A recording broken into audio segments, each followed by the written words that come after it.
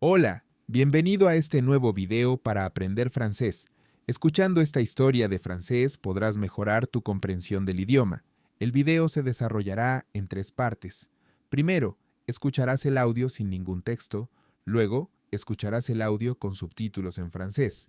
Y finalmente, escucharás el audio con subtítulos en francés y en español. Comencemos.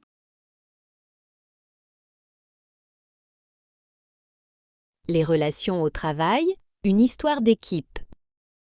Dans une grande entreprise de marketing située en plein cœur de Paris, l'équipe du département création vivait des hauts et des bas. Comme dans toute organisation, Clara, la nouvelle responsable de projet, avait pris ses fonctions il y a à peine 2 mois. Bien que compétente, elle peinait à instaurer une ambiance harmonieuse entre les membres de son équipe. Un jour, alors que l'équipe devait finaliser une campagne publicitaire pour un client prestigieux, les tensions éclatèrent. Pierre, le graphiste principal, reprochait à Léa, la rédactrice, de ne pas respecter les délais. Léa, visiblement irritée, répliqua qu'elle ne pouvait pas travailler efficacement si Pierre ne lui transmettait pas les visuels à temps. Clara, témoin de la scène, décida d'intervenir. Au lieu de distribuer les reproches, Clara opta pour une approche différente. Elle réunit toute l'équipe dans une petite salle de réunion, leur demanda de poser leurs ordinateurs et téléphones et commença une discussion ouverte. Je sais que la pression est forte et que chacun fait de son mieux, mais nous devons trouver un moyen de collaborer plus efficacement, sinon, non seulement le projet échouera, mais notre environnement de travail deviendra invivable. Les premières minutes furent tendues. Personne ne voulait vraiment parler, mais peu à peu, les frustrations enfouies émergèrent. Léa expliqua qu'elle avait du mal à comprendre les priorités du projet. Pierre reconnut qu'il n'était pas très organisé et qu'il avait besoin d'aide pour gérer son planning. D'autres membres, jusqu'alors silencieux, partagèrent leurs idées pour mieux répartir les tâches. Après cette discussion, quelque chose changea.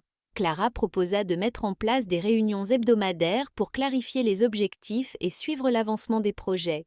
Elle encouragea également chacun à exprimer ses difficultés sans crainte de jugement. 2 semaines plus tard, l'équipe livrait la campagne publicitaire, non seulement dans les délais, mais avec une qualité qui impressionna le client. Au-delà du succès professionnel, Clara remarqua que l'ambiance avait radicalement changé. Les rires résonnaient de nouveau dans l'open space et les relations semblaient plus fluides. Cela lui rappela une chose importante. Dans une équipe, ce n'est pas seulement la compétence technique qui compte, mais aussi la capacité à construire des relations solides et à cultiver un esprit de coopération. ¿Qué tal te fue? ¿Lograste entender algo del audio? No te preocupes sino porque ahora viene la parte 2. Esta vez pondremos subtítulos en francés. Les relations au travail, une histoire d'équipe. Dans une grande entreprise de marketing située en plein cœur de Paris, l'équipe du département création vivait des hauts et des bas. Comme dans toute organisation, Clara, la nouvelle responsable de projet, avait pris ses fonctions il y a à peine 2 mois. Bien que compétente, elle peinait à instaurer une ambiance harmonieuse entre les membres de son équipe. Un jour, alors que l'équipe devait finaliser une campagne publicitaire pour un client prestigieux, les tensions éclatèrent. Pierre, le graphiste principal, reprochait à Léa, la rédactrice, de ne pas respecter les délais. Léa, visiblement irritée, répliqua qu'elle ne pouvait pas travailler efficacement si Pierre ne lui transmettait pas les visuels à temps. Clara, témoin de la scène, décida d'intervenir. Au lieu de distribuer les reproches, Clara opta pour une approche différente. Elle réunit toute l'équipe dans une petite salle de réunion, leur demanda de poser leurs ordinateurs et téléphones et commença une discussion ouverte. Je sais que la pression est forte et que chacun fait de son mieux, mais nous devons trouver un moyen de collaborer plus efficacement, sinon, non seulement le projet échouera, mais notre environnement de travail deviendra invivable. Les premières minutes furent tendues. Personne ne voulait vraiment parler, mais peu à peu, les frustrations enfouies émergèrent. Léa expliqua qu'elle avait du mal à comprendre les priorités du projet. Pierre reconnut qu'il n'était pas très organisé et qu'il avait besoin d'aide pour gérer son planning. D'autres membres, jusqu'alors silencieux, partagèrent leurs idées pour mieux répartir les tâches. Après cette discussion, quelque chose changea. Clara proposa de mettre en place des réunions hebdomadaires pour clarifier les objectifs et suivre l'avancement des projets. Elle encouragea également chacun à exprimer ses difficultés sans crainte de jugement. 2 semaines plus tard, l'équipe livrait la campagne publicitaire, non seulement dans les délais, mais avec une qualité qui impressionna le client. Au-delà du succès professionnel, Clara remarqua que l'ambiance avait radicalement changé. Les rires résonnaient de nouveau dans l'open space et les relations semblaient plus fluides. Cela lui rappela une chose importante. Dans une équipe, ce n'est pas seulement la compétence technique qui compte, mais aussi la capacité à construire des relations solides et à cultiver un esprit de coopération. Muy bien, solo nos falta la última parte del video. Esta vez tendrás disponible el texto en francés y también en español. Les relations au travail, une histoire d'équipe.